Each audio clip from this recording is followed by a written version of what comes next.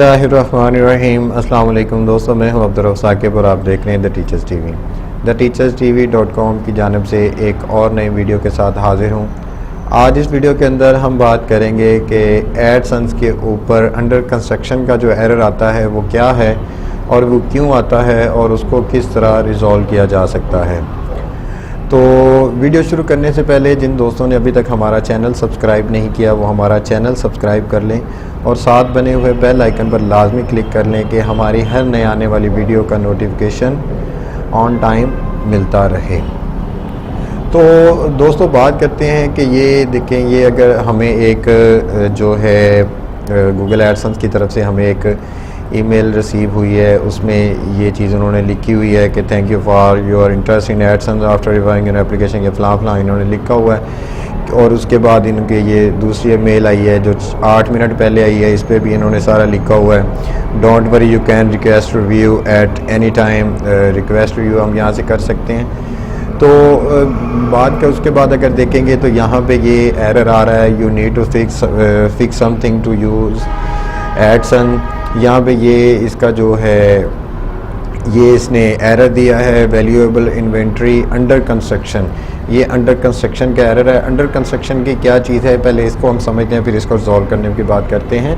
Under construction actually ये है कि जब आपकी वेबसाइट रिव्यू में जा रही हो, अंडर आपको गूगल एडसेंस का आपने अप्लाई किया हो, वो रिव्यू में जा रहा हो, तो आप कोई भी उसके ऊपर एक्टिविटीज़ करते हैं, आप अपने HTML को छेड़ते हैं, HTML कोड को छेड़ते हैं, अपने जो आपका लेआउट है उसको छेड़ते हैं, कोई पोस्ट करते हैं, तो इन सारी चीज़ों के बाद फिर क्या होता है कि आपको जो गूगल है वो अगर आपके उसने आपको 3 डेज़ का टाइम देता है तो वो 1 दिन बाद या 2 दिन बाद उसने चेक करने लगा।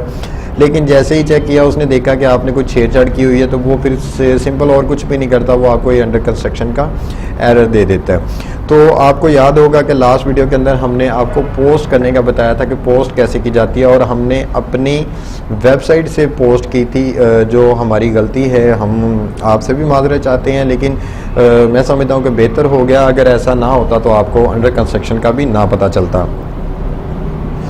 तो अंडर कंस्ट्रक्शन का जब हमने वो पोस्ट की तो पोस्ट करने के बाद हमें अंडर कंस्ट्रक्शन का एक जो है वो एरर दे दिया गया। अब इसको ये तो था अंडर कंस्ट्रक्शन क्यों आती है। अंडर कंस्ट्रक्शन के कई रीज़न, 1-2 और रीज़न भी हैं। एक तो ये रीज़न है जो मैंने आपसे डिस्कस किया है कि अगर आपकी वेबसाइट के रिव्यू में है तो आप उसके साथ कुछ छेड़छाड़ कर रहे हैं, कोई पोस्ट कर रहे हैं, कोई आप कमेंट्स कर रहे हैं, कोई पोस्ट कर रहे हैं, कोई लेआउट को छेड़ रहे हैं या कोई इसकी सेटिंग को छेड़ रहे हैं या HTML में कुछ कोडिंग कर रहे हैं, तो आप चाहे उसको ओपन क्लोज ही कर रहे हैं तो इसके साथ भी अंडर कंस्ट्रक्शन का वो आ जाता है। उसमें वो कह देता है कि आपने कुछ नया किया है अपनी वेबसाइट के अंदर।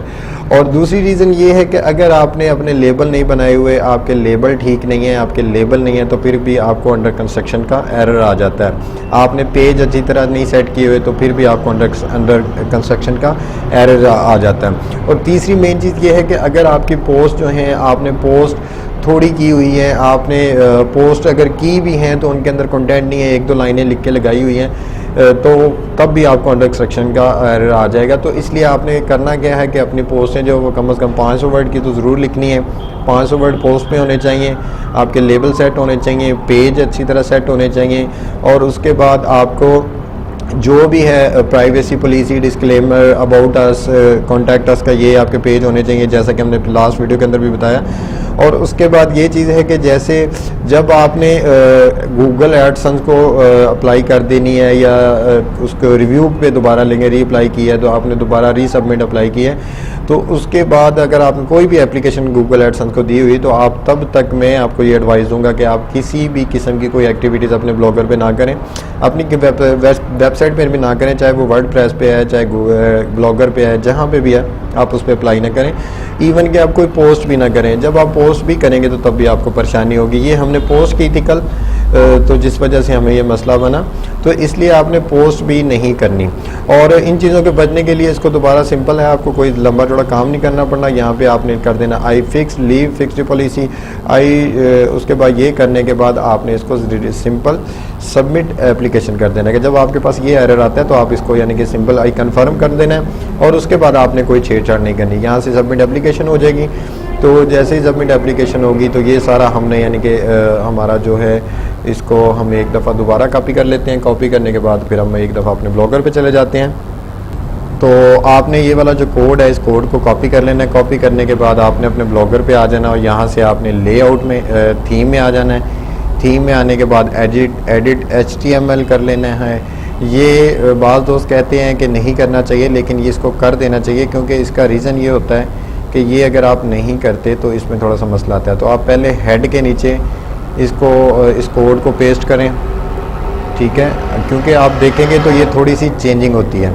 यहाँ पे आप देखेंगे तो ये आ रहा है स्क्रिप्ट एसेंस, ये वाला आ रहा है, लेकिन जैसे मैं इसको पेस्ट करूँगा यहाँ पे आप देखिएगा ये चेंज हो रहा है। तो इसलिए इसको आपने चेंज कर देना। और उसके बाद आपने इसको ये भी आ रहा है तो यहाँ पे भी हमने अब इसको पेस्ट करना है, बल्कि यहीं पे हमने इसको पेस्ट कर देना है। तो पेस्ट करने के बाद अब हम दोबारा जो हमारे लेआउट में है, लेआउट में जाके इसको दोबारा पेस्ट करेंगे कि जहाँ जहाँ पे भी हमारा है हमने पेस्ट नहीं किया हुआ हमने उसको पेस्ट कर देना है, ताकि हमारी जौन सी भी ये मामला है जो तो ये जल्द से जल्द रिज़ॉल्व हो जाए। तो यहाँ पे ये जैसे ही सेव होता है हम इसको आपको दिखाते हैं। तो यहाँ पे हम लेआउट में चले जाते हैं। लेआउट में जाने के बाद हमारा ये जो है टॉप ऐड है, यहाँ पे हम एक दफ़ा इसको पेस्ट कर देते हैं, इसको सेव कर देते हैं। उसके बाद जहाँ जहाँ पे हमारा ये है ये टॉप ऐड है होम का, यहाँ पे भी हम इसको पेस्ट कर देते हैं।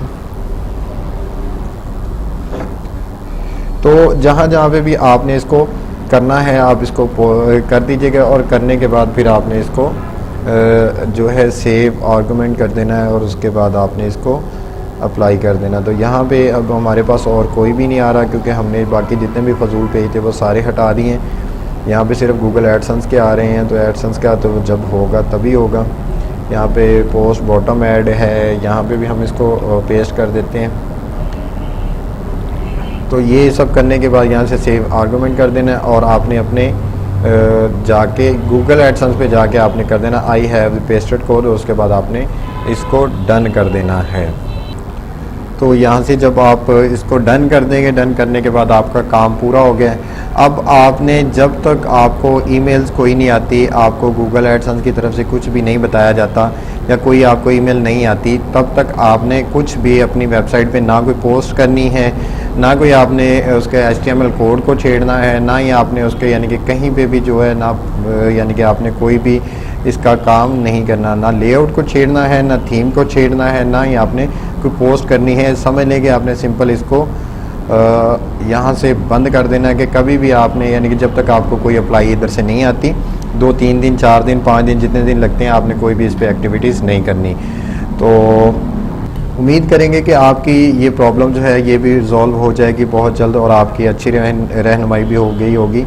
तो अगर हमारी आज की वीडियो पसंद आई है तो हमारी वीडियो को लाइक कर दें और दोस्तों के साथ शेयर कर दें, ताकि हमारी जो भी इंफॉर्मेशन है वो दूसरों तक भी पहुंच जाए, उनकी भी मदद हो जाए। और जिन दोस्तों ने अभी तक हमारा चैनल सब्सक्राइब नहीं किया वो हमारा चैनल सब्सक्राइब कर लें, और साथ बने हुए बेल आइकन पर लाजमी क्लिक कर लें, ताकि हर नई आने वाली वीडियो का नोटिफिकेशन आपको जल्द अज जल्द सबसे पहले मिलता रहे। तो दोस्तों मिलते हैं आगे किसी नई वीडियो के साथ, तब तक के लिए मुझे इजाज़त दें। अल्लाह हाफिज़।